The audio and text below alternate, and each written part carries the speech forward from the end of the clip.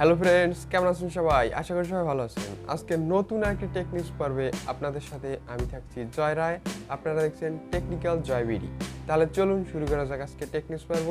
এবং আজকে টেকনিক্স পর্বে কিন্তু দুর্দান্ত কিছু খবর রয়েছে যেগুলো আজকে আপনাদের মাঝে শেয়ার করব। তাহলে চলুন শুরু করা যাক আজকে টেকনিক্স পর্ব।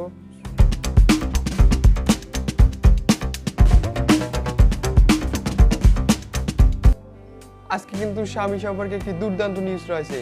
Xiaomi কিন্তু তাদের Xiaomi 13 সিরিজ খুব শীঘ্রই লঞ্চ করবে এবং আজকে কিন্তু Xiaomi 13 Pro এই ফোনটির কিন্তু ফ্রন্ট লুক কেমন দেখতে হবে সে সম্বন্ধে আজকে কিন্তু একটি লিক বেরিয়েছে এবং যেটি আপনারা মোবাইল স্ক্রিনে দেখতে পাচ্ছেন এবং যেখানে কিন্তু থাকতে চলেছে কোয়ালকমের latest processor Qualcomm Snapdragon 8 Gen Plus 2 processor, যেটি কিন্তু 4nm টেকনোলজি বেস প্রসেসর হতে চলেছে এবং এই ফোনটিতে আরও থাকতে চলেছে MIUI 14, যেটি কিন্তু অ্যান্ড্রয়েড 13 এর উপরে রান করবে এবং এই ফোনটিতে কার্ভ ডিসপ্লের সাথে থাকবে 144 হার্জের রিফ্রেশ রেট।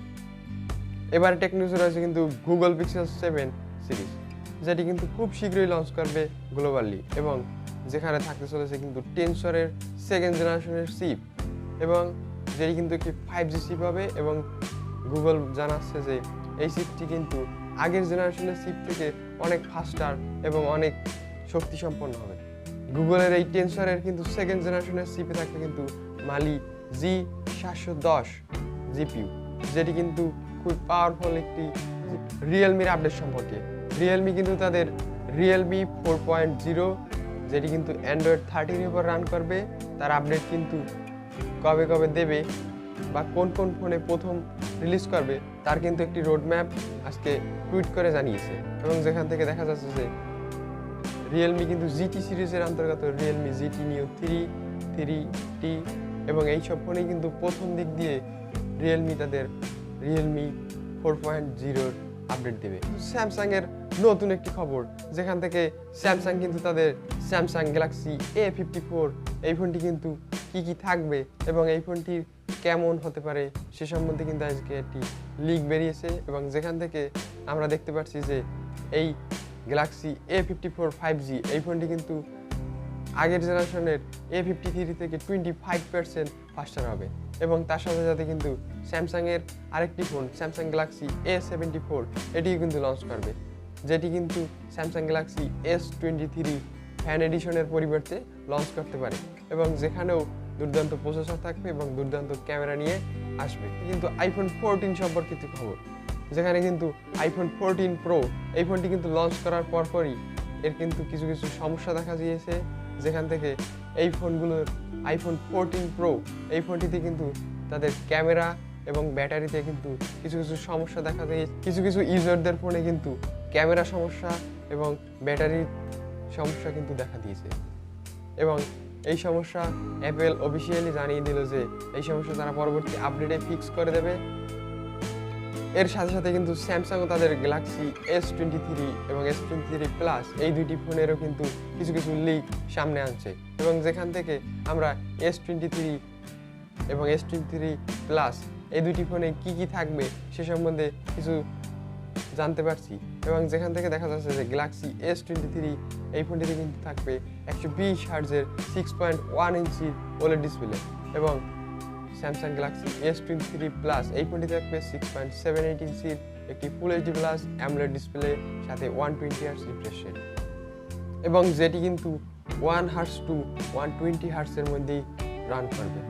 যখন আপনাদের এটি প্রয়োজন হবে তখন এটি 120 হার্জে রান করবে এবং যখন আপনাদের প্রয়োজন হবে না তখন এটি কিন্তু 1 হার্জেও রান করবে। এবং স্যামসাং গ্যালাক্সি S23 এই ফোনটি থাকছে কিন্তু 4200 mAh ব্যাটারি এবং স্যামসাং গ্যালাক্সি S23 প্লাস এই ফোনটি থাকবে কিন্তু 5000 mAh ব্যাটারি। দুটি ফোনেই কিন্তু 50 ওয়াটের চার্জারের সাপোর্ট থাকবে এবং 25 ওয়াটের ওয়্যারলেস চার্জারের সাপোর্ট থাকবে। দুইটি ফোনের ক্যামেরায় কিন্তু দুর্দান্ত থাকবে। দুইটি ফোনের ক্যামেরাই থাকবে 50 মেগাপিক্সেলের একটি মেইন শুটার, সাথে 48 মেগাপিক্সেলের একটি আলট্রা ওয়াইড এবং 13 মেগাপিক্সেলের একটি 3x টেলিফোটো জুম লেন্স, যেটি দিয়ে আপনারা 3x অপটিক্যাল জুম এর সাপোর্ট পাবে এবং এই দুইটি ফোনে কিন্তু দুইটি ভেরিয়েন্টে পাওয়া যাবে, 8GB এবং 12GB। এর পরের খবর রয়েছে কিন্তু ভিভোকে দিয়ে। ভিভো কিন্তু তাদের নেক্সট জেনারেশনের ফোল্ডিং ফোন কবে লঞ্চ করবে এবং এই ফোনটি কি থাকবে সে সম্বন্ধে আজকে জানা যাচ্ছে।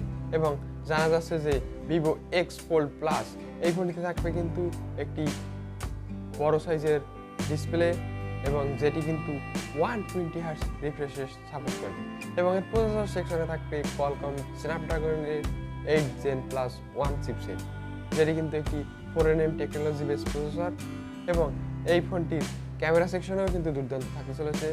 এই ফোনটির ক্যামেরা সেকশনে থাকতে চলেছে কিন্তু 50 মেগাপিক্সেলের কোয়াড রিয়ার ক্যামেরা, যেখানে 50 মেগা তার সাথে 13 মেগাপিক্সেলের একটি টেলিফোটো জুম লেন্স এবং 8 মেগাপিক্সেলের একটি ম্যাক্রো শুটার।